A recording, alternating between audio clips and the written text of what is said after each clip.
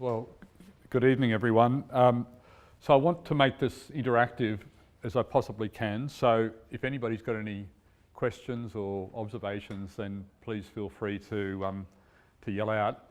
So yeah, I'm going to talk today about more the capital raising from an equity point of view. It will be a focus on startups and early stages type companies, largely because I do a lot in that space, although I do some work in other areas as well. But a lot of the principles that I'm going to talk about, I think, have application across sort of more advanced businesses as well, in terms of the type of things that people might look at if they're looking at putting equity money in their capital into an existing business.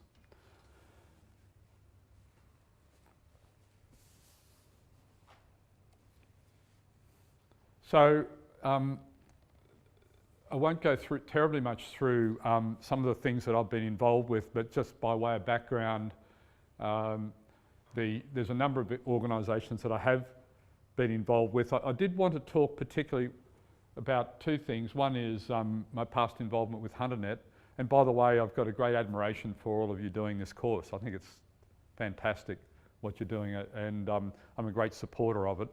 I just think by equipping yourselves with the sort of stuff you get from everybody talking about it and learning from it and experiencing it, I think is great. And you're out there doing it. You're here this evening, so I really respect that. But I was up until a few years ago very much involved with HunterNet and one of the earlier members of it, and so HunterNet's done some great things. The BVG group, I don't know if it still is running. Does anybody know? We were running a business value group, which is a sort of a network that met every month or so to just sort of throw around business ideas. Does anybody know if that's still going at all? No, doesn't matter. So I was involved with that with a few others on that. I also wanted to mention about HunterIF because it's the picture I want to paint is really how much really exciting stuff is happening at the moment in the innovation space in the Hunter. And I've been involved with it now for since 2006, when a lot of these things started to roll. I think HunterNet could take some credit for facilitating a lot of these concepts of a more innovative cooperative approach in this space, but it probably got going around 2006. And it's been building momentum ever since. And that is the concept of the Hunter being a bit of a powerhouse for innovation. And I'm not talking about just innovation for startups and early stage. I'm talking across the board industry as well. And for example, there's a number of people represented here tonight from Ampcontrol. Ampcontrol's doing some great things. Who's from Ampcontrol? Thank you. Ampcontrol's doing some great things in the space of not only from a corporate perspective, but connecting in with other organisations to nurture a more innovative approach to things. So there's a lot happening. HunterIF is a not-for-profit organisation that is involved in trying to better coordinate all this stuff going on. So it's a very fragmented area, largely. In other words, a lot of different organisations doing all sorts of stuff in the innovation space, and not a lot of connecting of the various parts happening. So HunterIF is all about trying to better connect all of that, and we've got a program running out at the moment. But why I say all this is that I think it's really an exciting time at the moment in the Hunter for innovation, and I'm trying to encourage people to think that if you've got a bright idea, whether within your existing organisation or if you want to do your own thing, that I think the resources are here today. It's not perfect. I'm not saying it's perfect, but I'm saying it's a lot better than what it has been. And one of the great powerful things about the Hunter Valley is there is good networking that happens and good support and there's good feeling of community. So therefore, if somebody's got a great idea and there's substance on that idea, then there's plenty of people about that are here to try to help you develop that idea into a well-beating idea. So one of the things that I'll be doing tonight is going through some of the things that are looked at when people look at investing in startup or early stage areas. And before we get onto that, the first question is why angel investors? So for those that don't know the term, an angel investor is somebody that invests in early stage or startup type innovative opportunities. That's really all they are.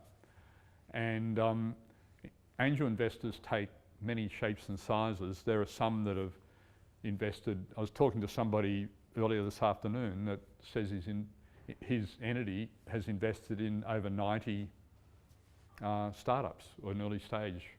So that they've done a lot, haven't they? And there are others that an angel investor might be they've only invested in one or two.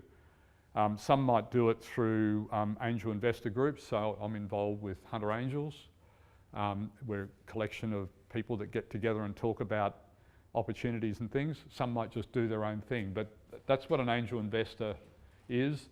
Basically risk capital providers. So this whole area of supporting early stage innovative companies is a high risk area.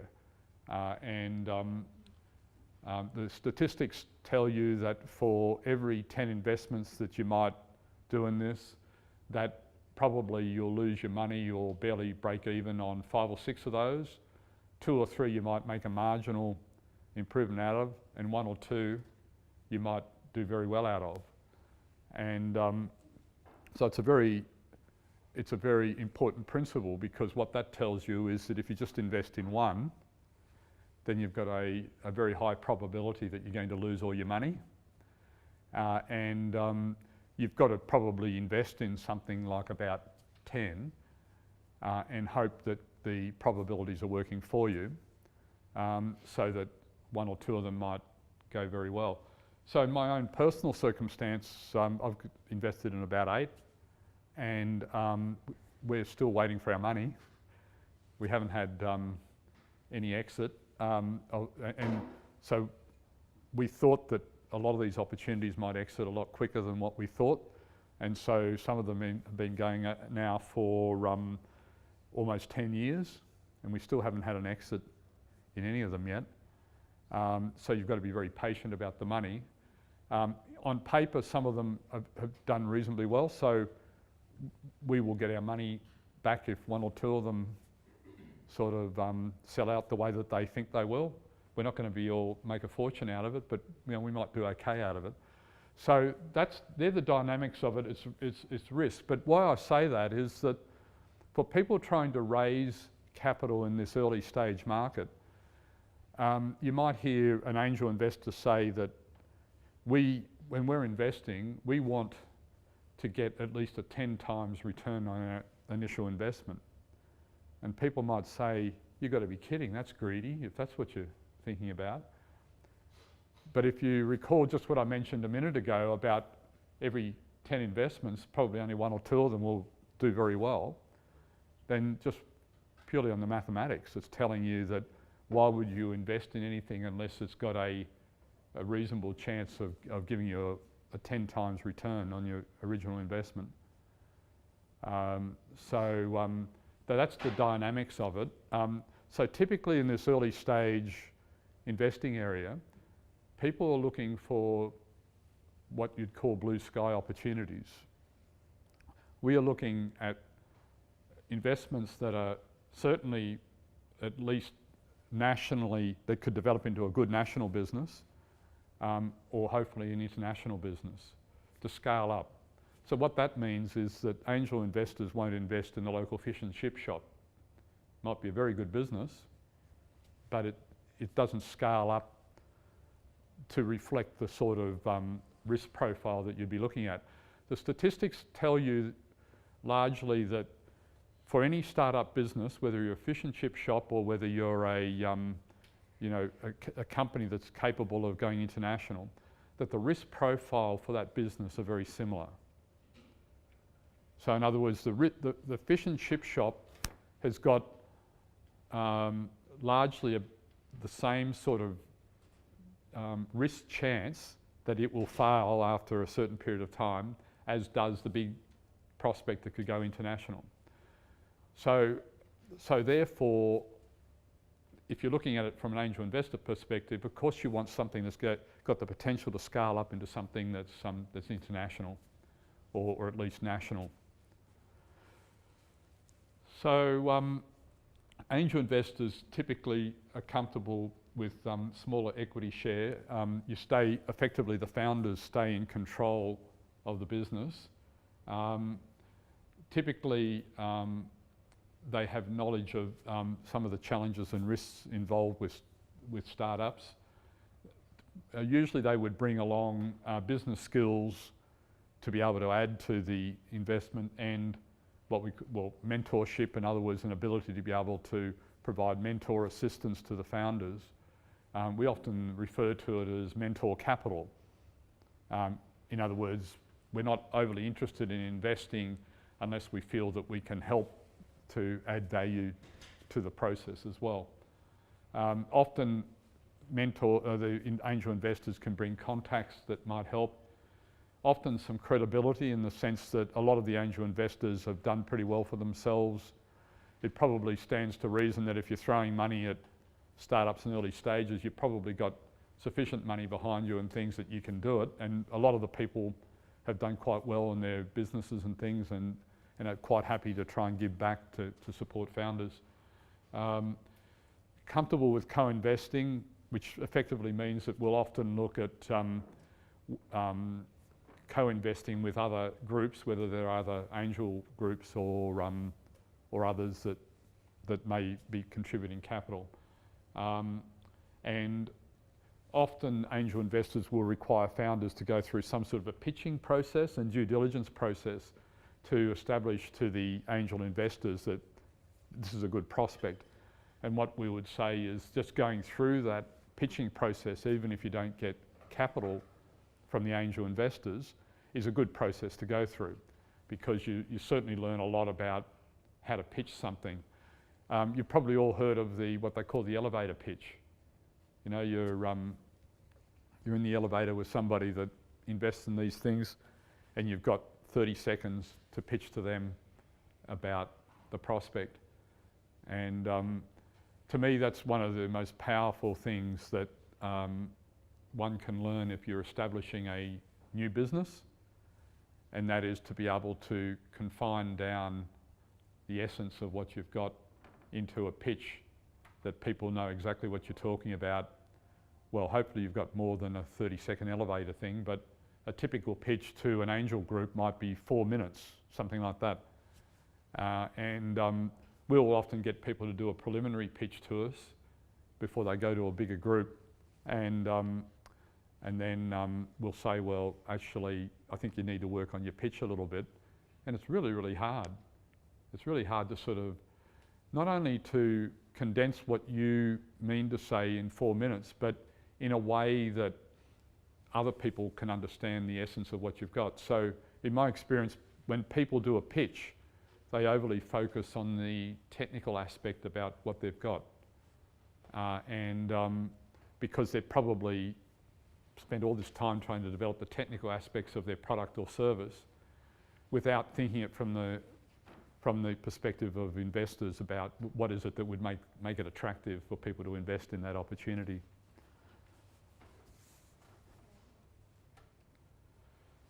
So what do angel investors look for?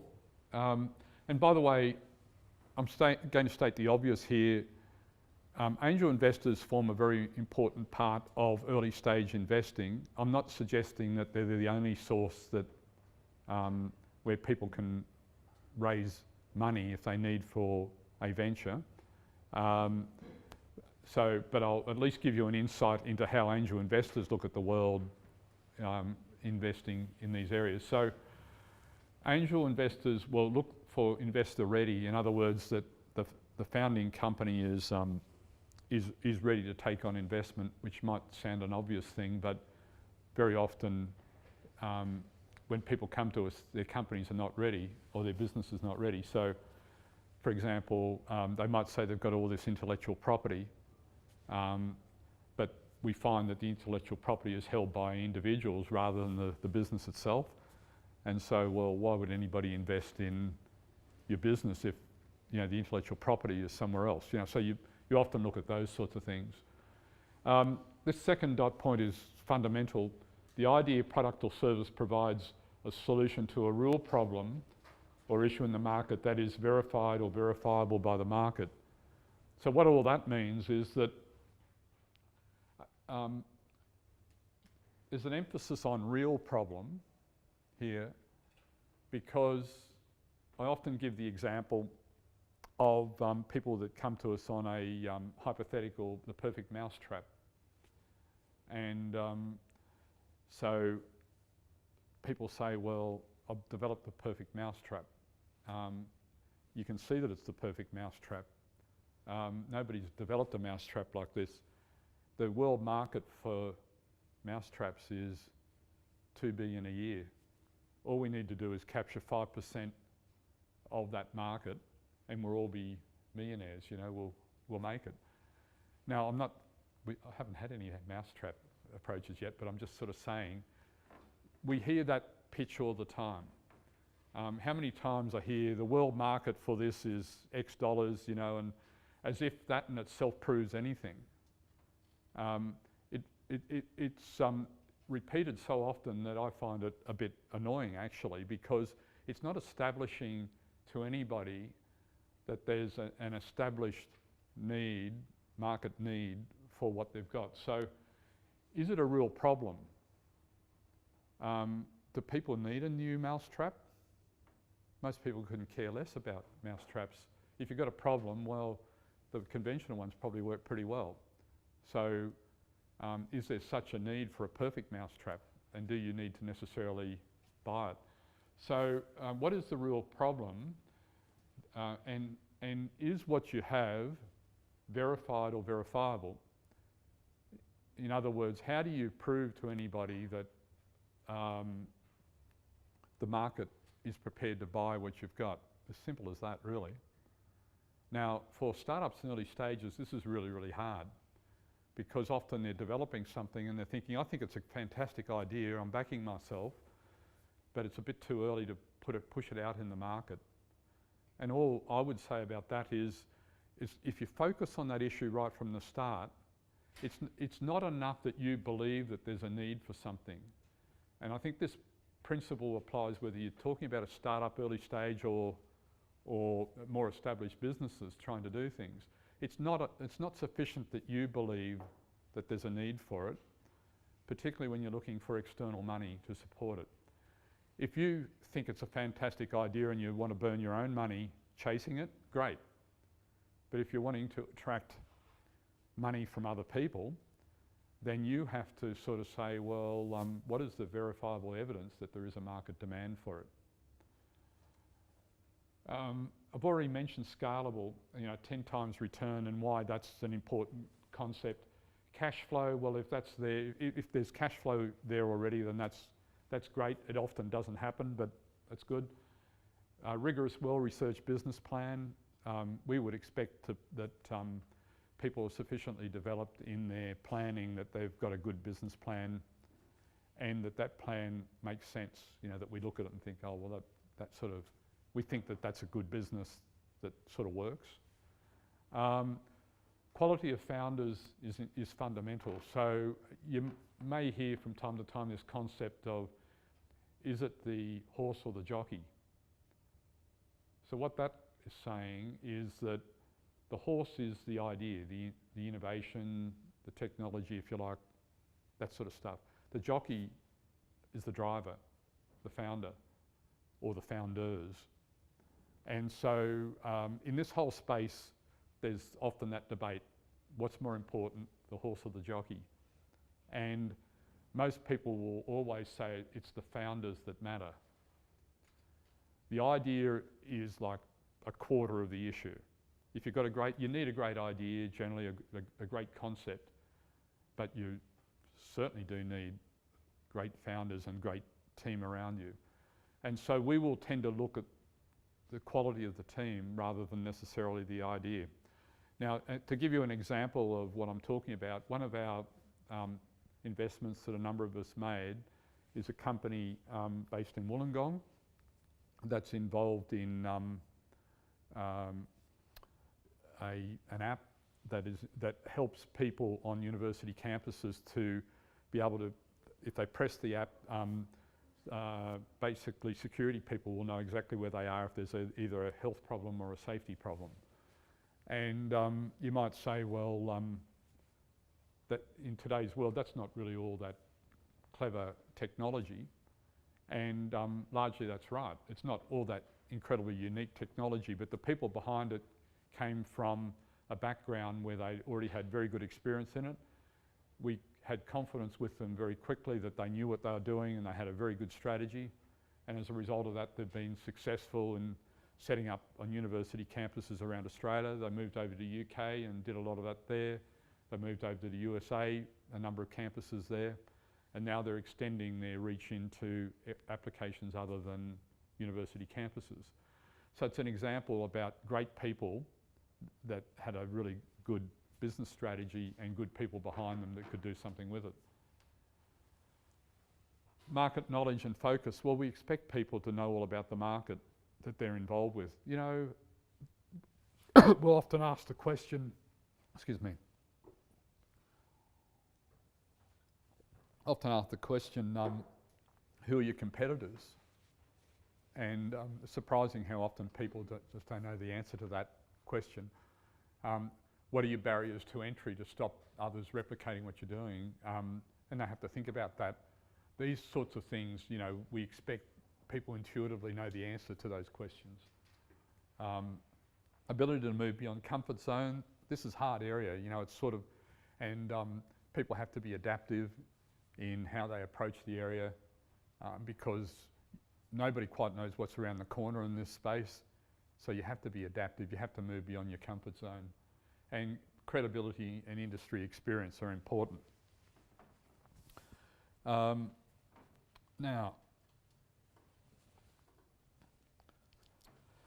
so just moving on,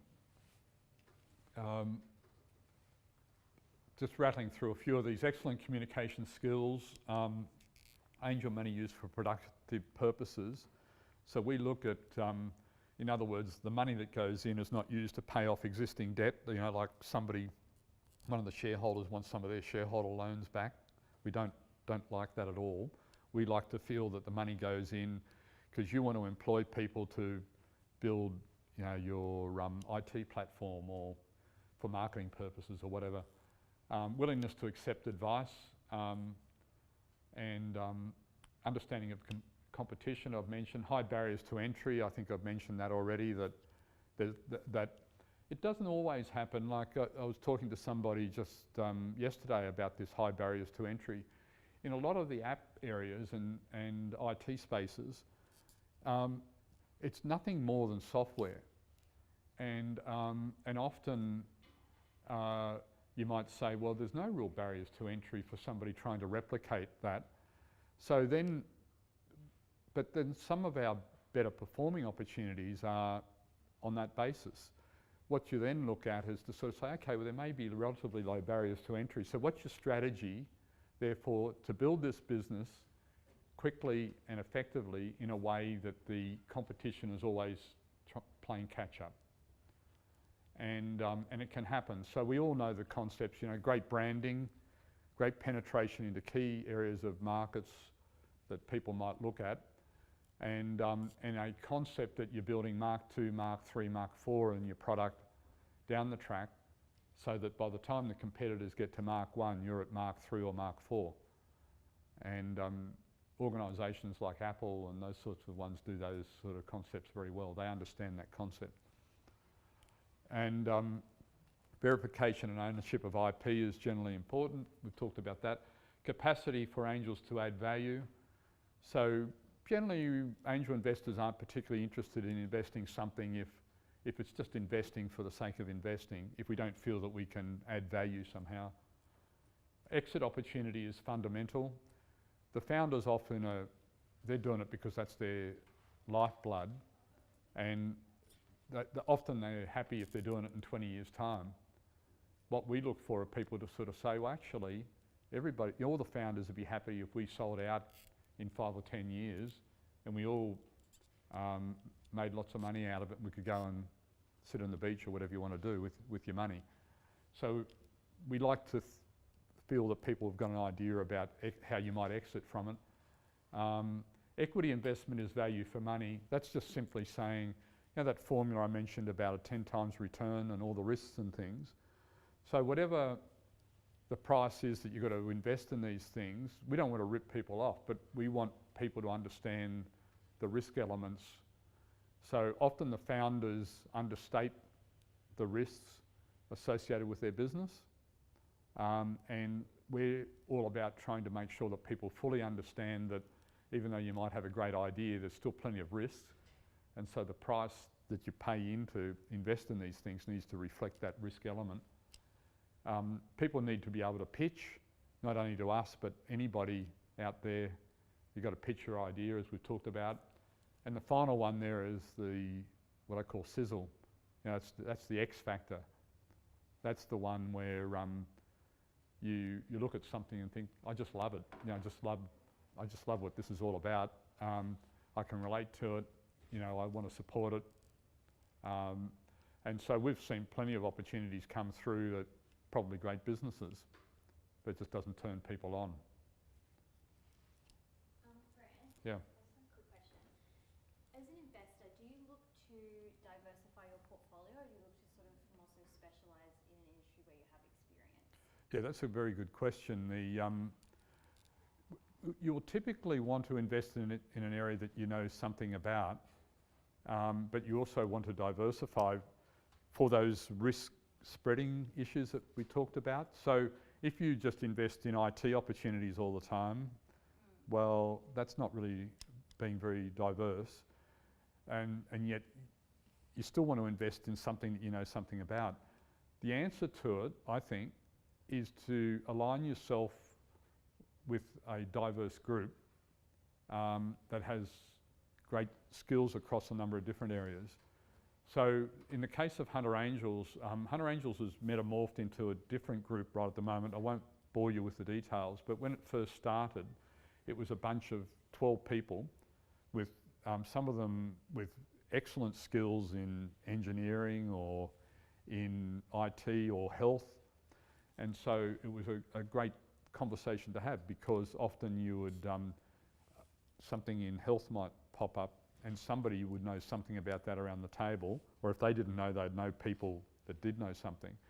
So therefore you learnt from each other about what to look for in these areas. And so the Hunter Angels group as a whole, and I'll do a plug for Hunter Angels now, thank you that you've given me the opportunity. Hunter Angels today has metamorphed into an organisation that's broadened out its membership base so that anybody can be a member of Hunter Angels if you're either an existing angel investor or you have a genuine interest to be an angel investor, and you pay an annual membership fee of about $250 or so. There are varying levels of it, but my point is that by aligning yourself with a group of people like that, of angel investors, and you collaborate with each other, then you can probably get more diversity than if you just focus on your own skill set and just rely on that. And I think just focusing on your own skill set is a higher risk strategy. Yeah. And it's all about that, controlling that risk. Okay, so I think I'm staying to about my time, I think, but there's some legal considerations there which I won't go through terribly much of the sort of things that, from my experience in being a legal provider, that are also important, and which I think our time's sort of run out a little bit to talk a lot about that one. Suffice to say that often in these transactions there's a number of different ways to look at how you might structure them. for example, I'll pick convertible notes there, which is, unless people are familiar with them, they might think, well, what's a convertible note? What convertible notes are is effectively, technically they're a loan by the investor that can be converted into equity at a certain time.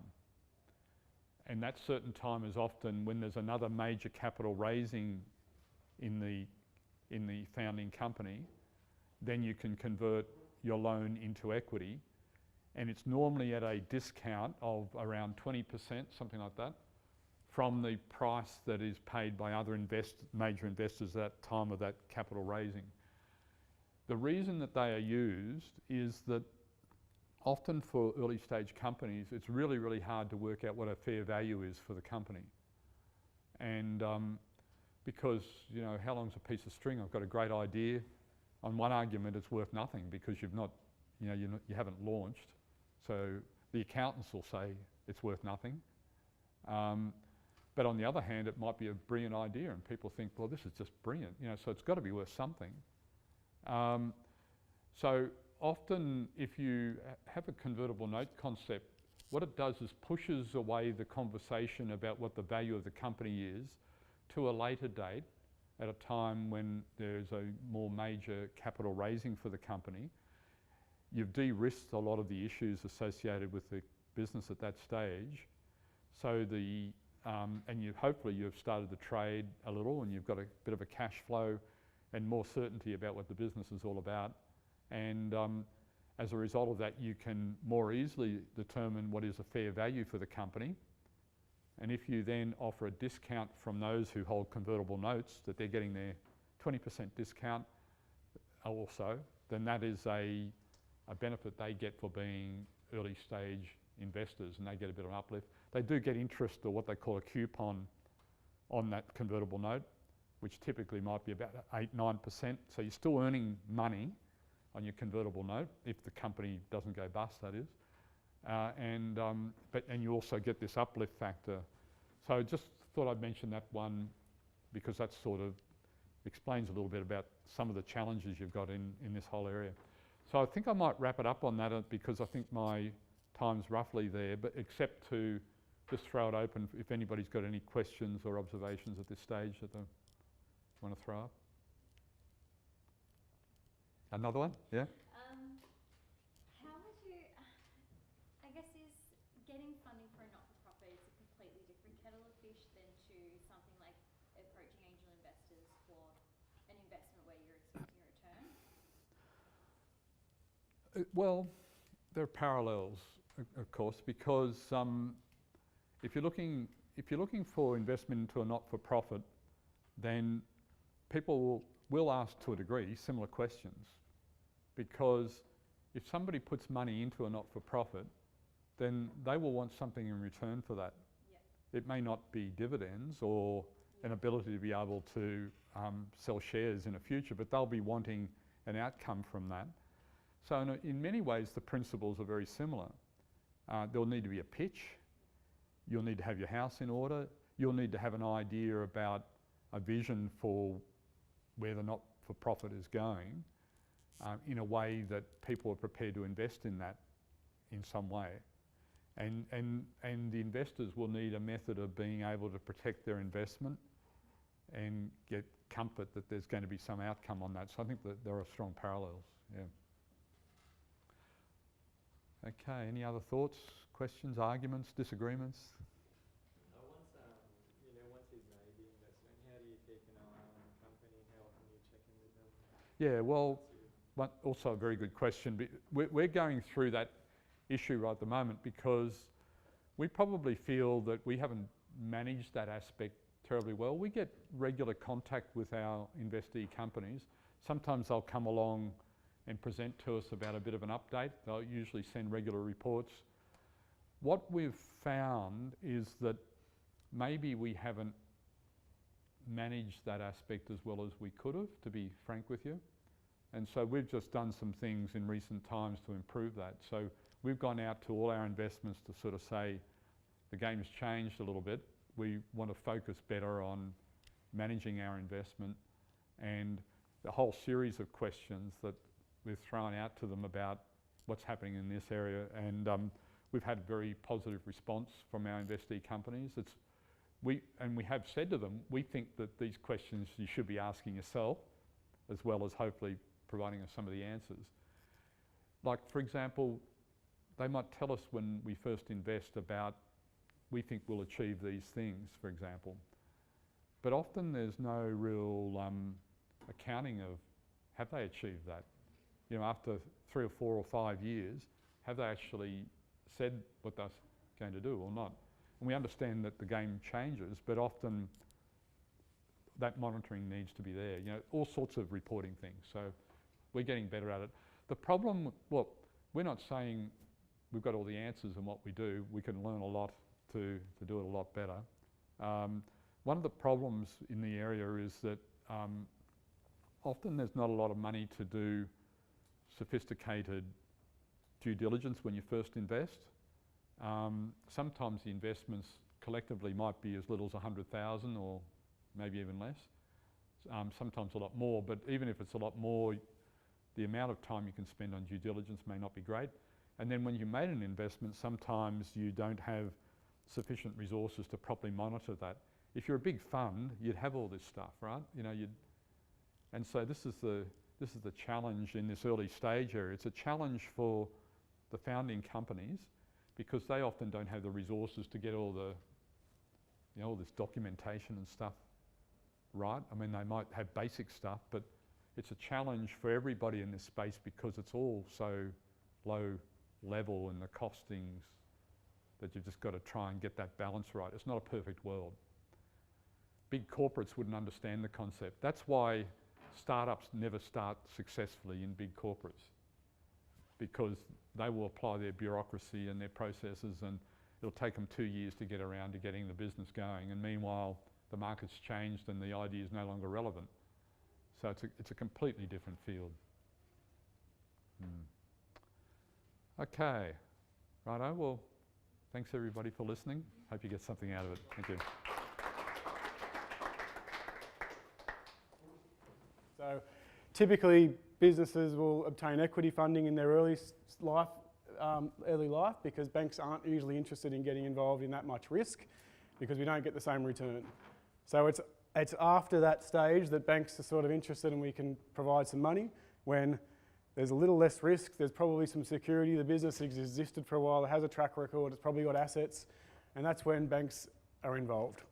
So today I'm going to talk to you a little bit about that and what banks look for and think about when we're assessing businesses' requests for funding. So, some debt in a business is sensible, then a lot of debt can be dangerous. So what that really means is it's talking about the concept of leverage.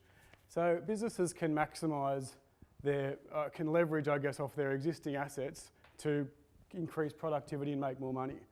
So there you go. Leverage is good if it increases productivity, but not if it is unaffordable. So you know, an example I can use is one we will see a lot of times in banking where a client might be, for instance, own a fleet of trucks. And it knows that it's probably got a lot of work, but it can't do all the work because it's only got 5 trucks. So it can say, well, I know if I get another truck, it will be used, you know, it might be used 100% of the time, so it's utilisation. You can do some sums and work out that your sales are going to increase, your interest might be 5%, some other costs like wages and whatever other overheads are applicable. And at the end of the day, the contracts there and the work there supports that investment. So it might be scary to borrow $250,000 for a new truck, but it makes sense because the contracts are there. It's going to cost you 5% of that as an interest cost. You've got your usual variable costs like wages, etc. And then there's profit at the end of the day. So that's where leverage actually makes sense. The work is there to support the debt and profit and sales grow. Obviously, therefore, it's not good if it's unaffordable.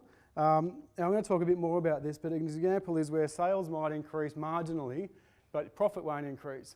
A lot of times we see, well, thankfully it's not a lot, but it does happen where we see businesses chasing sales. And a lot of people go, oh, we're making $2 million a year. And I go, but is that sales or profit? And they go, sales. And we all go, well, you're not really making that at all. You're turning over $2 million a year. You might make 100,000. And so that's what the banks want to know. Sales are important, and certainly as a trend and where we see growth and things like that, sales are important. But it's the end of the day, it's profit, and often more important is cash. So the three aren't the same, and I'm going to talk a bit about that in a minute. Okay, so I guess one other example I wanted to state is sometimes I see people go, oh, I want to do this or buy this so I can reduce my tax.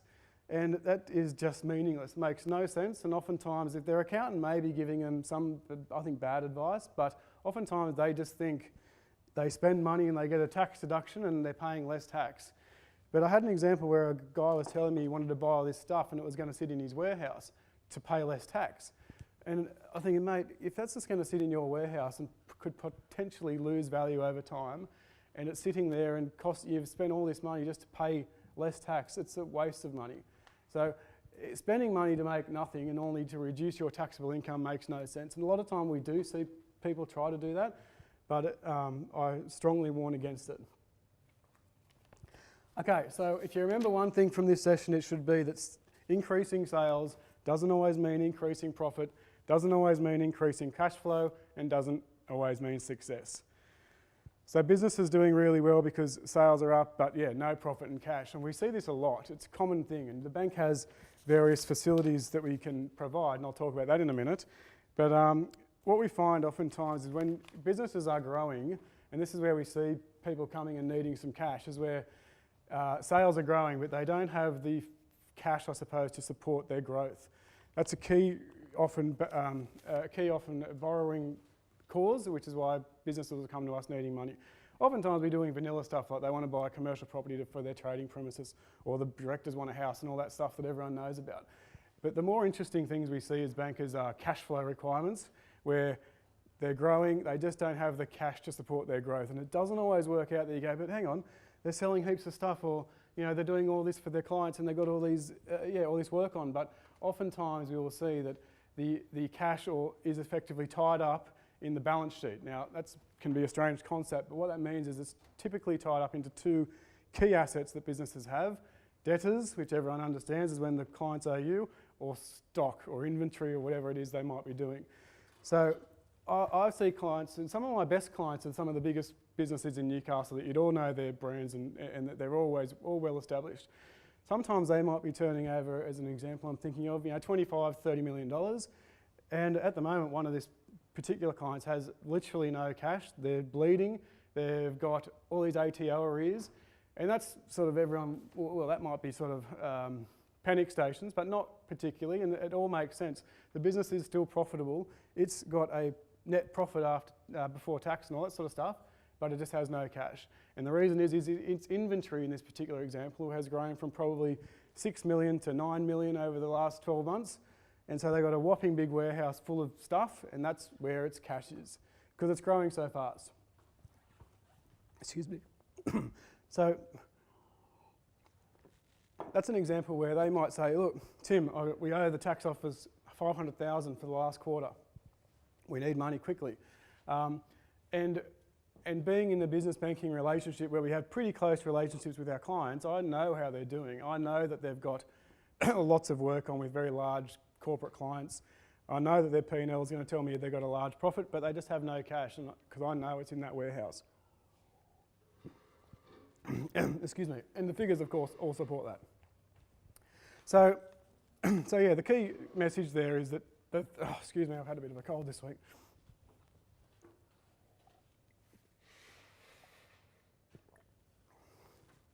Is that the three aren't always aligned, and often they really aren't. And so we need to look a bit deeper as business bankers to try to get an understanding of what's going on in the business.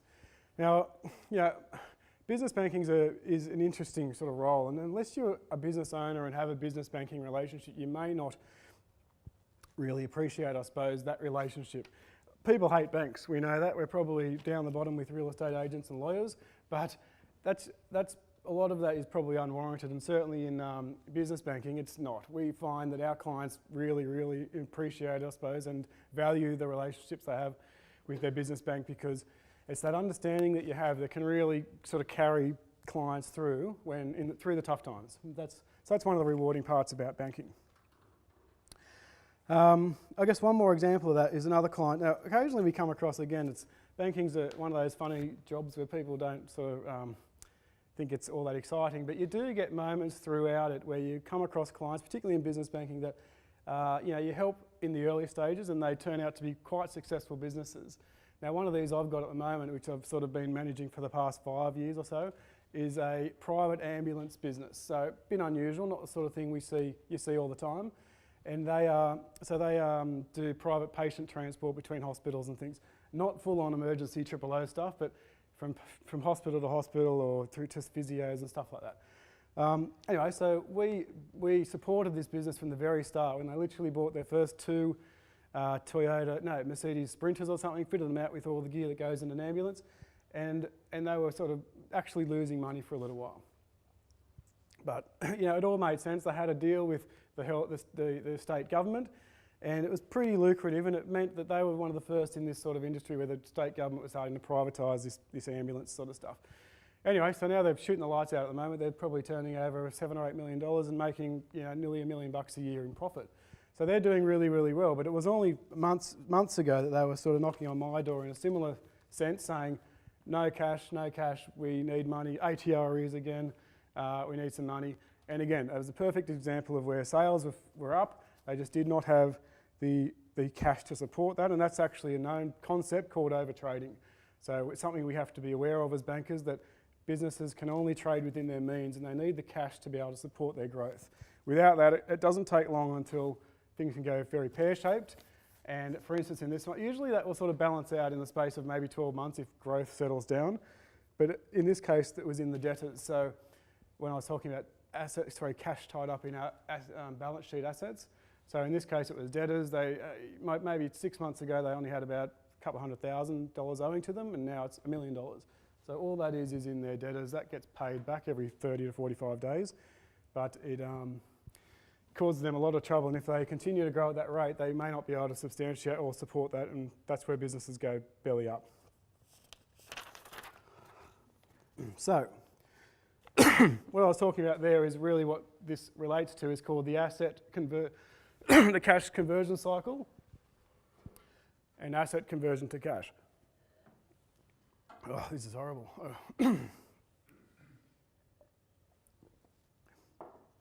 So I actually did a little diagram here that I was going to write on the board, but there's no board. So what I'll do is just try to basically explain what we're talking about here. So the easiest way to understand this is a manufacturing business.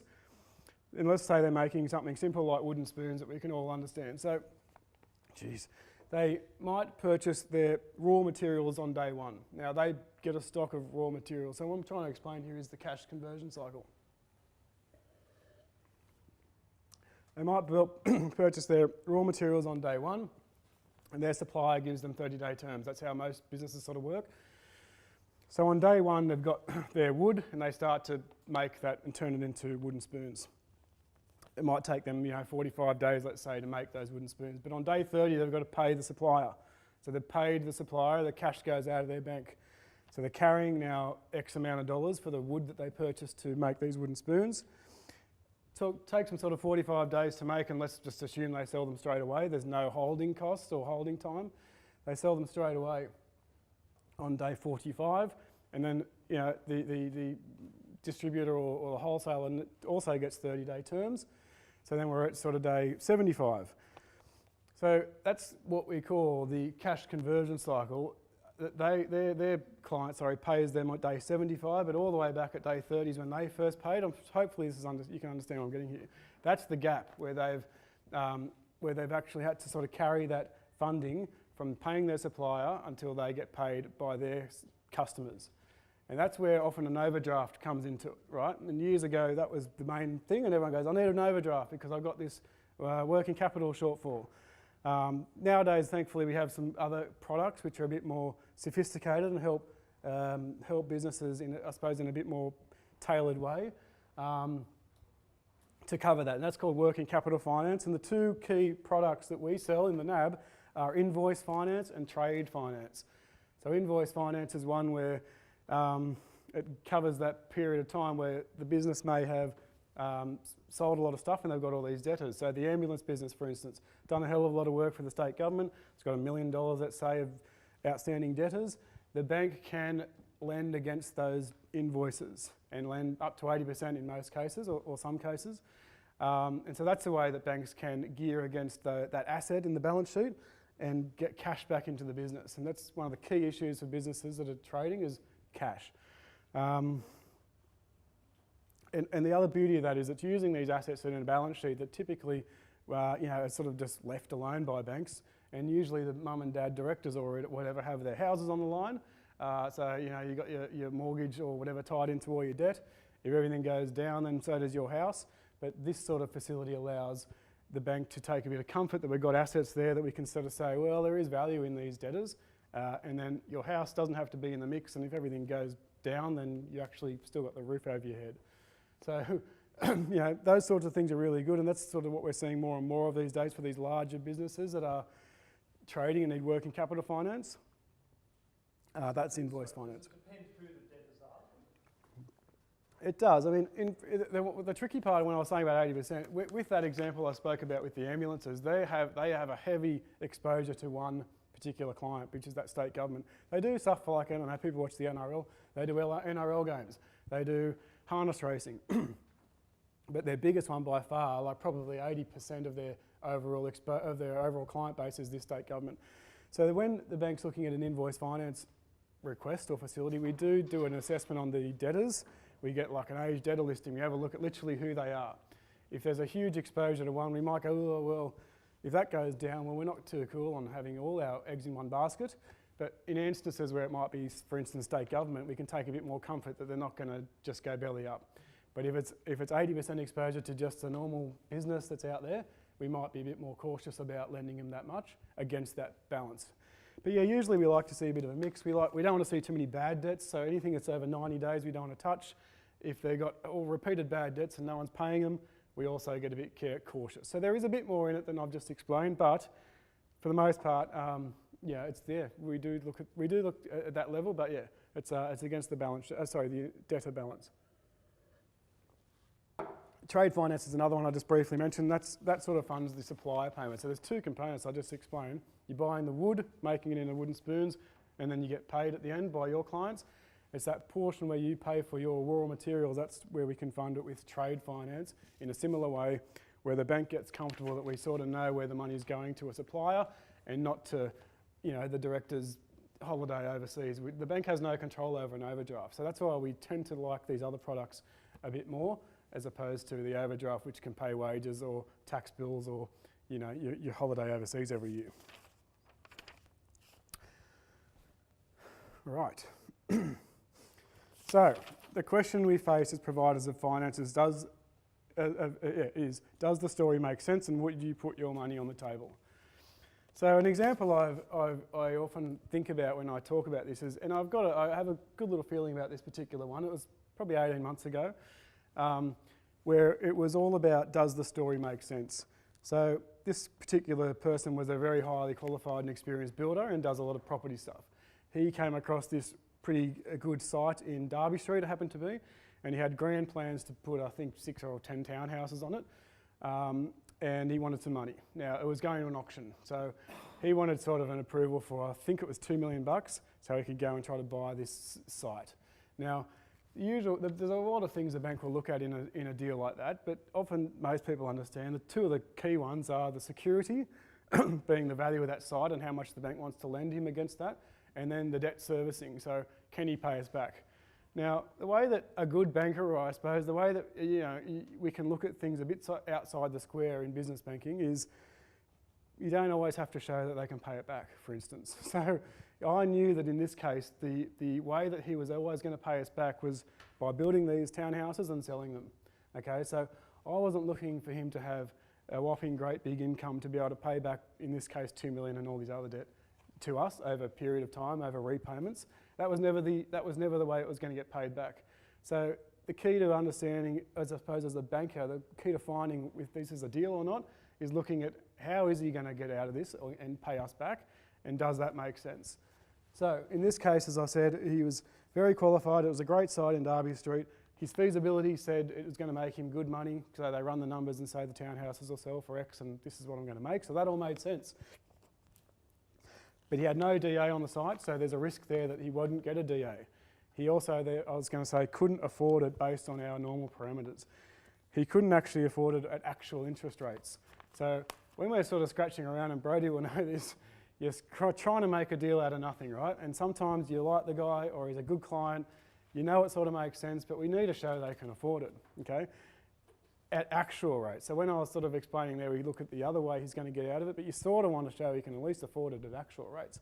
In this case, he couldn't. So he had some other investments. He owns a fair few other properties around town, but he couldn't sort of afford it on the 5% I was going to charge him. But the way I sort of got comfortable on it was on the basis that over a relatively short period of time, like 6 to 9 months, he would get that DA, and his experience in the industry would suggest he could. He'd had a lot of good advice from relevant experts and planners and things, and there was some previous work done, funnily enough, by someone else, so he had evidence that the DA would be forthcoming. That's the thing that usually delays these projects. As soon as he got that DA, him being the builder could have got stuck into it and built it. And at that point, in these property transactions, we capitalise interest, it's called, meaning he doesn't actually have to pay us. Okay, so, and he had security elsewhere, so unencumbered assets means we can capitalise interest, which would mean if we wanted to give him $5 million to do this deal, we wouldn't actually charge him interest, we would just factor that into the loan. So my pitch to the bank was that if he can get through that sort of 6 months while he gets the DA, he actually doesn't have to put his hand in his pocket any further, and it's a deal, and it's a great deal, let's back him into this project. And so we did. So I got him over the line for $2 million. Now, look, long story short, he didn't win at auction, so that didn't ever happen, but the hard work was done, right? It doesn't matter, that's the thing, you work your guts out and go, right, I got you the $2 million, I even gave him the bank check.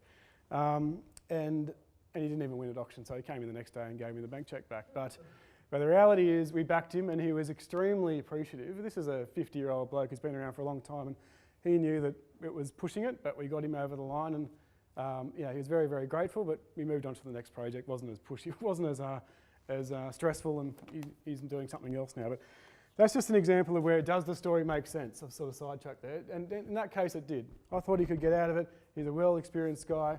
He just had to carry that for sort of 6 months. He could have done that, and it was and away he went. So there's a lot more to it than just sort of ticking boxes and black and white assessments in business banking.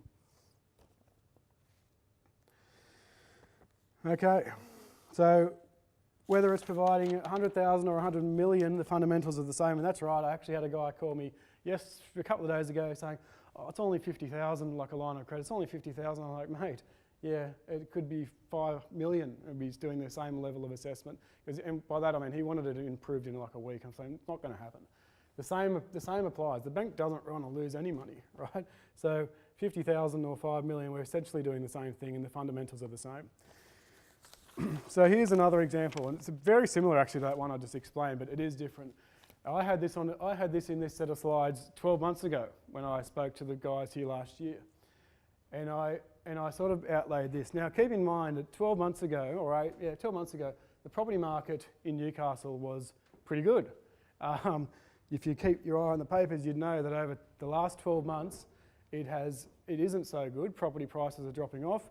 In my industry, that I do a lot of property stuff like this, it's very, very quiet out there. So developers doing this sort of stuff have gone quiet, and the main reason for that, funnily enough, is that banks usually want to get pre-sales. That means that the developer goes and sells half or more of the things off the plan, right? So your mum and dads go and buy one off the plan. They usually get a decent price because they know it'll be worth a bit more when it's finished. And they're just really hard to get at the moment because everyone's a bit nervous out there in the market. Home loans are hard to get in home loan land. You might have heard that banks are cracking down on home loans. So your mum and dad borrowers are really struggling to either get the finance or they're nervous about getting into these off-the-plan things, and there's just no urgency because people are nervous about the market. So that's why the whole property market's really slowed in the developer space. But my example here was 12 months ago where things are pretty good. So these two youngish guys in their 30s with wives and kids at home came to me from a referral from a guy and said, look, this is what we wanted to do. Now, a fair bit had happened in between the first day and here, but they located a site, and this was the basic details. So they wanted to build 6 townhouses. It was in New Lambton, so a good area. No experience at all in developing. One was in the mines and the other was an electrician. Had no DA on the site. They had some equity in the residential properties, which would provide the bank with a bit more comfort. Servicing was tight, a bit like that other example where showing they could afford it was a tricky one, and I say deal or no deal. Now, 12 months ago, I used this example, a real one, and I said it was a deal. So basically on that the basis of that deal was that these young guys were, showed themselves to me to be upfront, trustworthy sort of guys. They'd gone and got a hell of a lot of advice from experts.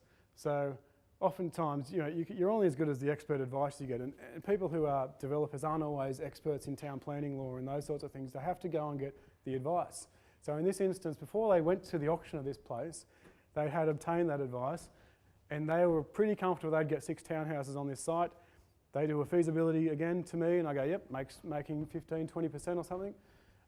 Looks good. New Lambton, they should sell well. It's not like out the back of nowhere. So it seemed like a good deal. I'm saying soon, I'm obviously now speaking with the benefit of hindsight because it hasn't turned out like that. So that shows where there is a lot of risk in these things, and the bank isn't probably going to lose money, but there's a potential. It hasn't finished yet. But what actually happened is that they didn't get the DA that they wanted. So there's a really strange technicality of probably planning law where they couldn't get council wouldn't allow them to do some drainage over, I think it was a bike path. So they couldn't get 6 townhouses on it. They could probably get 2, maybe 3. But but then it was probably going to be an unprofitable deal. So when developers go in to buy these sites, they look at if you were looking at a price, you could spend, I think it was in this case sort of $750 for the house, which is probably worth $600 if it was anyone else buying it. But developers would often pay a premium because they can see the value in the site and they're going to do something else with it. So they'd paid overs for it. That's the big key issue now that we're facing. They can't even get $750 for it that they paid. They probably get $650. So they actually are, these 2 young guys with young families staring down the barrel of a $100,000 loss. Now the bank's at this point protected, I'm talking from the bank's perspective, because they had their houses on the line, I suppose, with all that other equity. But the reality is these poor guys, who I really feel for, are probably struggling a bit with the likelihood of either losing literally $100,000 or holding onto this house, getting a tenant in and maybe just losing a little bit and hoping for the best in the future that it might pick up and it might cover some of those losses. So I thought I'd leave that example in as something where, as a banker, I've backed these guys, and I still do, and they haven't let me down. They're paying their interest, albeit they're very upset about it. It's expensive for them, and then the tenant and the rent won't cover it at all.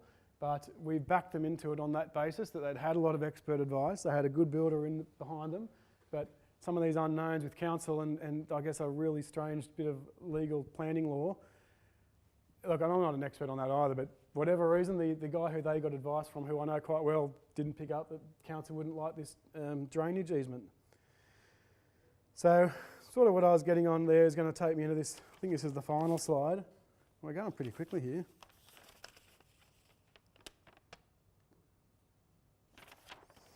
But these are the 4 C's. So in banking, it does come down to pretty simple, really, there's a lot of numbers and things behind this, but the 4 C's are capacity, collateral, character, and conditions. So capacity is the obvious one. Can they afford it?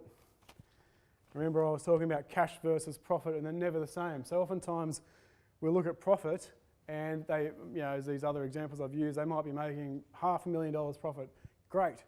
But if you look at the balance sheet and the profit and loss together, they may have 0 cash. And while that's often evident simply in the bank account, sometimes it's not. And we can see that over that past 12 months, they've actually gone backwards in cash, for instance. And usually it's one of those things where it's tied up in, the balance sheet in debtors or stock, for instance. But capacity is one of the most important elements, obviously. We call that the primary exit. So how are we going to get paid back? And as I explained, it's not always by simply repaying us over 10 years on a business facility or whatever it might be. It may be that the primary exit, in fact, is the sale of townhouses, for instance, in a property transaction. Or the sale of a business even, or any number of things. It's not always the P&I repayments, but it often is. Collateral, secondary exit, we call that. So that's the skin in the game that we want out of the directors. So that's where the bank sort of gets a bit of support, that we have some assets or something behind us, so that if the primary exit doesn't work out and they can't repay us, how are we as the bank going to get out of it? So then we'll say, usually it's the house or the commercial property on a transaction like that, or the property itself on a development, or the debtors is that example I gave there. Sometimes it's just the director's guarantee though, and I've got examples right now where it's simply the guy's signature on a bit of paper. And that's where we get a bit of understanding or comfort out of the fact that he's worth a bit, and he might have a couple of houses or whatever it might be, that we know he's worth a bit of money, and we're just sort of taking his promise that he'll pay us back. And again, in banking in Newcastle's a small town, we can often cite the fact that we know this guy's pretty well known around town. He's not going to leave us high and dry. He's not going to give his whole reputation up for a few $100,000, which may be a lot to average Joe, but for these sorts of people, he'll pay us back before he ups and leaves and loses his whole reputation around Newcastle, for instance. So we put a fair bit of value in someone's skin in the game and backing themselves, but at the same time, all the time we'll see examples where business owners want us as the bank to release their guarantee. Brody, you see that a bit? And so I've actually had one just the other day where this guy's just continually wanting us to release this. And this is a good example where I said, but mate, effectively what you're asking us to do is to say, I'll go back to that ambulance example, same business. I'll say, if you're just effectively wanting us to take all the risk here and say that if everything goes downhill and the state government pulls the pin on your deal and decides they don't need you guys anymore, and now you're not making anything else, you've got 10 ambulances out there sitting in the parking lot and you can't pay us back, that you can just walk away. And he's like, oh. And he's only a young guy, this guy's a 30-year-old guy. I said, because that's what will happen. If we don't even have your guarantee, then we have nothing as a bank. We're left with a bunch of ambulances that, it's not like a Toyota Prado or a Camry or something you can sell down the road. It's a fitted out ambulance. There's not a huge market for those things, and so this is where we get to that level of detail. Anyway, he's still persisting, and I said, mate, that's the reality. His business partner is a 50-something-year-old doctor who's very wealthy. The bank doesn't want to give up those personal guarantees. Number one, that the 50-year-old doctor could theoretically pay us out if something went wrong, but it's having that skin in the game and effectively their promise. It's almost a bit of symbolism that they're involved here and they're not going to walk away. And in this example with the ambulances, if it all goes downhill and we are left to sell these things and get our money back, there's a bit more incentive on this guy to go and sell these things or help us sell them, and he's in the game, right? He knows the other ambulance guy, his competitor, for instance. He has contacts. Even that sort of level of understanding we go to go, well, if he's in there and now he's obligated to sort of help us sell them to sort of get us from chasing down his house, for instance, then he's going to do that, obviously, before he goes and loses his house. So that's why we want that skin in the game, and that's what I was getting at with guarantees. Character. Sorry to interrupt. Yes. Why would someone even ask you to release that? Well, they just want to protect themselves. Yeah, it happens all the time. So they want to protect themselves at the risk of the bank. So many times I'll get blokes coming to us or wanting, that guarantees one example, but the concept comes back to they want the bank to wear all the risk, as much of the risk as possible. And I've had guys want to buy into businesses or purchase the business, and they effectively want us to fund the whole thing, oftentimes with no security. Now these people are just not really understanding how this works, but you have to educate them pretty quickly and go, no, we're not in the bank isn't in the business of owning businesses, right? And I've had this same discussion with this bloke, where they might, we get sort of, let's just use 5% as an example, as a return. The cost of that money for the bank is probably, let's ballpark 3. The bank makes 2% margin. So all we're making as a bank is 2% on this, but the returns for the business owners are effectively unlimited, and certainly more than 2%, right? So the bank isn't in the industry of owning businesses for a 2% return. Otherwise, we'd just go and do that. And banks do that, right? We invest in, we have lots of subsidiaries and things. So no, we generally, if someone wants to come and ask us to fund a business for them, usually 50-50 at best. So I had one where someone wanted to buy some franchise and we would have given them 50% of it. And they had to cough up the other 50% either via other investors, a bit like Grant was talking about, or somehow, or stack it up with some houses and give us some more security. But yeah, the point is they just want to pass all the risk to the bank and obviously reap the rewards on the other side when profits ride up. If they make millions of dollars profit, they don't pay us more interest. They still pay us the 5%. So that's the concept that, coming from the bank's angle, clients don't often really think about that, but that's how we have to think about it as the bank, or we go out of business pretty quick. So the releasing those personal guarantees comes up a lot. They effectively want to be able to walk away. So so that's something we come across a lot. And conditions. So market conditions, obviously, we're always considering those things. Property market, for instance, right now is a great example. Someone comes to me looking for funding for the 6 townhouses. Well, we're looking for those pre-sales more strictly than we may have in the past because we know that the market's perhaps still falling. Pre-sales in development are always a bugbear, and no one wants to sell their things before they're built because the developer will always think he can get more when they're built. Most times you can because my mum and dad can get to walk through it and they fall in love with it and then they want to buy it, as opposed to looking at some architect drawings. But pre-sales will always lock in that price, and so that's why they don't want to do it so much. But at the same time, I've got examples right now, and I think Brody had this one, where if they had sold these things 12 months ago, they would have been laughing, but they didn't sell these things 12 months ago. They're now staring at sort of these things are all now worth 50 to 100 grand less, and they want to sort of carry it for a bit longer, the bank, to fund it for a bit longer, I think. But that's just an example of where, while the pre-sale might sometimes prevent your sale price from increasing, they also prevent it from decreasing, right? So it's always a good way for a developer to mitigate that risk.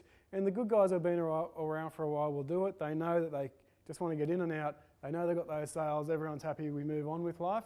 It's the new ones probably always want to make the most money as they can out of a deal, and who wouldn't? So would I. But you got to understand that sort of trade-off of having the certainty of and managing that risk. So there's property, yes, and market conditions, and also political is another big one, macroeconomic. Even in the last 2 weeks being in banking and talking to my clients, there's been a little buzz in the air with, I guess, the Liberal Party government being elected. So that sentiment and the vibe out there is no doubt there's a buzz or a slight increase in that sort of sentiment just on the back of the last 2 weeks. So even talking to clients now, they're sort of a bit more of a spring in their step. Business owners tend to like Liberal Party governments. And so that sort of macroeconomic conditions and politics all plays a part, in terms of how the bank might, the overall assessment of what we're thinking about when we're doing these things. So look, I whizzed through that a bit quicker than I thought I would, and this went for an hour last time, but obviously I'm going a bit quicker than I had in the past. But has anyone got any questions or comments or, yes? What is your, with a normal company that you'd work with long term, what is your relationship between the business, their external accountant or other advisors, and then their internal financial controller or CFO, in terms of getting them on the right track and balancing the cash flow and what they're borrowing and growing and stuff like that? Look, very, very close. So a very close relationship. And as a senior banker, a lot of my clients are sort of, I guess, bigger. They've often got a CFO who's pretty experienced and clever person, so they often know what they're doing. But for some smaller clients who don't necessarily have that, they may have the accounts girl or something who's just doing invoices and stuff. We can be very hands-on and help them. And help them sort of manage cash flow, etc. Really emphasise the fact that cash is king, is the old saying, and to watch that closely. But now look, as the banker, I find that usually between the banker, the accountant and the solicitor, and then the internal person, we're talking all the time. Solicitor probably less, but all the time. So the banker is usually equally as important to these businesses as the accountant or the lawyer. We often get the screws put into us far harder on price than the accountant or the lawyer because we're the big bank who has all the cash. So they think of us a bit more differently. But when it comes down to the individual relationships, we're all in the same basket together, and we always very, very closely discussing things, and so very close relationship. Yes? Has the Royal Commission changed much in the way businesses you do business banking? Look, not really. Reputation-wise, and we're coming out with some scratches and bruises after the past 12 months, yes, but in terms of our day-to-day lives, no. And that was an interesting sort of observation because over the past 12 months, with all these horror stories that would reach the front page of the papers, there was all these terrible examples, right, of things that people had done wrong or dodgy stuff that's gone down. But overall, I think the Commissioner probably found that they maybe were one-off-ish and didn't need to really change what we do every day too much. So in terms of day-to-day business banking, nearly zero. I can give someone a commercial loan for a $2 million commercial property as easy as I could 12 months ago or 2 years ago.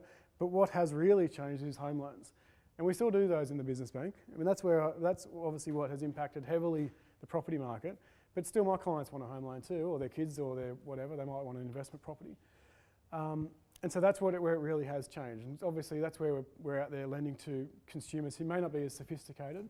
And so there's more protections under the Consumer Credit Code, which is what home loans are all about. And so they are much harder, much harder. And particularly for our clients that are self-employed, and Brady will know this as well, we're getting into the granular stuff, but that's really hard too, home loans for self-employed people. If you've got 2 pay slips and you go to a branch or something, you get a home loan in a week, but for a self-employed person, it can take a month. So home loans have gotten really tricky, and a lot of that comes down to the living expenses. So I don't know who here has a home loan, but if you're thinking about getting one, you want to make sure, you might have read this in the papers, that you're watching your expenses, all right? So a little secret insider tip is that if you go to something like, if you're going down the shops or down to the restaurants a couple of times a week and spending all this money, what banks have to do is effectively assume that is what you do all the time. And that's what you're going to do after you get the loan as well. And so as a banker who wants to help clients and I'm pretty opinionated, I think it's absolutely ridiculous. People are allowed to manage their discretionary spending, right? I mean, I recently got a much bigger home loan, and I know that I don't spend as much on crap each week as I used to because I don't have the money, right? You pay the bank back first. That makes a bit of sense, but unfortunately the regulator doesn't agree, and there's a strange treatment of people like they can't make those sorts of decisions. So that's what's really changed. So what I was getting at there is usually banks want to see something like 6 months, I think, is the word I've heard, where we want to see your expenses for 6 months, and it gets fully detailed, and we've got some bit of software that'll run through your credit card statements and go, right, you're spending X amount of dollars at Coles, that's your groceries. You might go down to the TAB and blow $100 at the tab every weekend or something. We'll allow for that every weekend too. And if that therefore means that you're spending $3,000 a month on living expenses, we will assume that's what you're going to spend before and after you get the loan. So oftentimes if poor first home buyers or whatever can't get their home loan, it's because their living expenses are blown out, and it's because they're having a good time and going on a holiday or going down to Derby Street. But at the moment, until something changes in this space, the reality is people do have to sort of temper their spending for 4 to 6 months to show they can do it. All right, so the bank's now a big brother or mum and dad to show you can do it and that you're not going to go to Derby Street or go to the tab before you come and pay us back. That's the reality. So if you're ever having trouble, that's the keys. Back off your spending, stop going to the pub and having your smashed avo on toast. But that's the real thing where it's really changed, general living expenses. The last thing I'll say just on that is that you might have seen in the papers that the banks have about to reduce the rate we assess people on. So when we're doing the calculation, can you afford it? It's always been on 7.25 for a long, long time. And over the years, rates have either been very flat or reduced slightly. So the average Joe should be getting a home loan less than 4%. So that's a pretty big gap. And there's no sign that rates are going to fly up anytime soon to anywhere near 7%. So the regulator, being APRA, has just recently said that banks can now, I'm sure within some sort of rules, make their own affordability rate, and that's coming.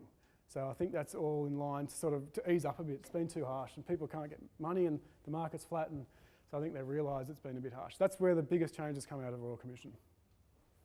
Quite counterintuitive to the other tightening of the... Well, exactly right. So I was just talking to Graham earlier, APRA will flip-flop and sort of runs its own race sometimes, and its decisions can be a bit hard to understand. But tightening up on one end and loosening the other. Actually, funnily enough, I think it's partly because of that. So what we've done is we're really cracking down on the living expenses, and where people used to go, $2,000 a month, we just go, yeah, well, there's a table. You might have heard the Royal Commission talk about this table we used to use in the banks. We don't use that anymore. It's now this super strict approach. But we used to sort of use this table, which was the bare minimum. And if that was $2,000, but in reality they're spending $3,500 a month, well, there's a fair gap. But back in the day when we could use this table, the higher interest rate wasn't as harsh, I suppose. It wasn't hurting them too much because we had the bit of fat in that living expenses. So yeah, cracking down on the living expenses has really made that rate stand out as probably being a bit harsh. So that's now come down as a result. Anything else? Anyone else? What should somebody look for in a business banker? Like if they're just starting a business and want to make the right decision. Look, I'll give you my card later if you want. But, no, look, I think you just want to have a good relationship with them. That's like when I talk about character, and a few of those examples I've given tonight are all about backing the person. And I would say out of those four, and the bank also agrees, funnily enough, the NAB, number one is character. And people will go, oh, what? Surely the ability to repay, and of course that is important. We don't want to have a huge hole in their ability to pay us back. But someone can have a huge ability to pay us back and have whopping great surplus at the end of the day. But if they're a bit dodgy and something doesn't smell right, I don't really want to borrow them, right? So character is important, and that sort of goes back to the relationship. So I'd just say someone you can really relate to and can be honest with. That's what it's all about. We see a lot of business owners who get in a bit of trouble are dishonest, and that's somewhat maybe natural human instinct because they don't want the bank to come in and bash them over the head or take their house. But oftentimes that's the definite worst way to go about it because the bank is there to protect people and to work out, mutually try to help each other out both. We don't want to lose money. Bank doesn't lose money by calling in debt. People have this weird perception that banks make money by people going bust or by taking people's houses. And no, we always lose money by doing that. We make money by just having people pay us back interest. Okay, so we never want to see people going down. And so, sorry, getting back to your point, yeah, the key, I would say really, you just want to have a good relationship with the person, someone you can be honest with. Look, I'll talk up the NAB a little bit because the NAB is the best at business banking. There's a couple of things that we do that other banks can't do, and it all comes back off usually to the way that they back their bankers. So as a banker, I can approve millions of dollars for my clients without having to go to the faceless men in credit you might hear about in like ECS Sydney or the head office. It doesn't go to them. Like, so I can approve millions of dollars on my say-so. And as an example, there was a $500,000 loan I gave to a business you'd all know, I wouldn't want to mention their name, but you'd all know them, just last week, and on only his signature. So again, no security. He's who I was thinking of when I gave that example of an upstanding person. He's not going to run away from us. He's well known. He's worth a fair bit, but there's no house on the line. I've lost my train of thought there, but that's where we have that ability to support our clients without me going to have to tell the whole story to some faceless person who doesn't know this guy or know the business. And that's why NAB is actually good. So yeah, I'll talk them up, but that is the reality. Our competitors can't do that. They're always going to the credit person. So go to NAB. Come and see me after. Any more questions? Yeah, so do you guys judge it based on the business itself as well? So are there particular areas that you just wouldn't touch no matter the character of the people coming to look for the loan? There are a couple of industries. Like a brothel? Yes. It Funnily enough. necessarily be a legal thing, but it's just not something. Exactly right. No, that's a perfect example. And a brothel was a good one where one of my colleagues I overheard couldn't do the deal because we didn't want to deal with brothels. Now, I'm pretty sure they're legal. I mean, they're operating on the street. So NAB, all banks will make some moral judgments on these things. But yes, there are some industries. There was another one, someone does some, I think it was like a hemp or some cannabis-y thing. We didn't want to do that either. And again, it's illegal, but the NAB just doesn't want their name on these things. So does that come down to, I guess, your personal choice at some points, or is there a set of guidelines? Well, there are the guidelines. So there'd be a list of industries, Brody, that we sort of go. So, for instance, the brothels and the cannabis-related ones, that's on the list. But back to that character piece, if it might not be on the list, but as the banker I don't like it, I can just say no. All right, the bank doesn't go, you should have done that deal. No, we're backed pretty well by our company. Where do you draw the line with that though? Like, what if you decide that you don't want to support? Oh man, I don't want to get too. You know, just a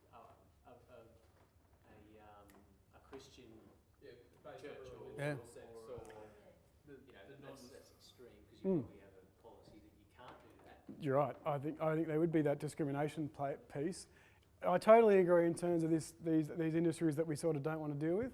My personal view is we shouldn't be making moral judgments on legal industries, but that's not my call, right? The NAB makes these calls and they have the market risk and reputation issues to deal with. So That's cool. I totally agree where you draw the line. If a banker were to go, oh, I'm not Christian, I don't want to deal with that guy, no, there probably would be some repercussions if I was to do that. That'd be covered by discrimination sort of thing. They could sue me or take me to the ombudsman maybe. I'd have to plead my case. So there is a bit of that. But totally right. I totally agree with you on that. For things that are legal, I don't see why we should be discriminating and making moral judgments. But that's just me. Sorry? I'll get your card too. Yes. Anything else? That's good. I appreciate all those questions. It has gone quick, but I'm sure we've all had a big day, so we'll have an early mark today. Thanks everyone for coming. Thank you, Grant. Ian, you saying something? Yeah. Okay.